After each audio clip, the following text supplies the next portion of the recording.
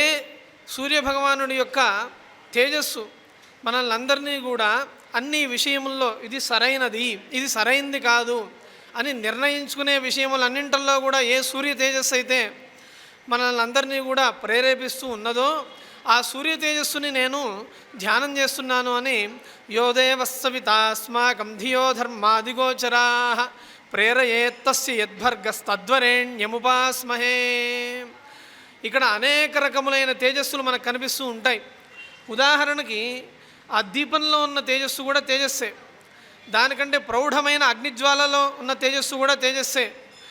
ఈ అగ్నిజ్వాల సాయంకాలం కాగానే ఏమవుతుంది అంటే అగ్నిజ్వాల బాగా జాజ్వల్యమానంగా కనిపిస్తూ ఉంటుంది. ఎందుకండి సాయంకాలం పూట అగ్నిజ్వాల బాగా కనిపిస్తుంది అంటే సూర్యభగవానుడు సాయంకాలం కాగానే అగ్నిలోకి ప్రవేశిస్తాడట.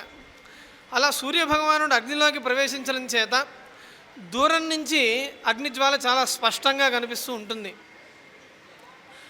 అలానే పగటిపూట మనకి నిప్పు మనకంత స్పష్టంగా కనిపించదు, పగటి వేళ మనకి నిప్పు అంత స్పష్టంగా కనిపించదు.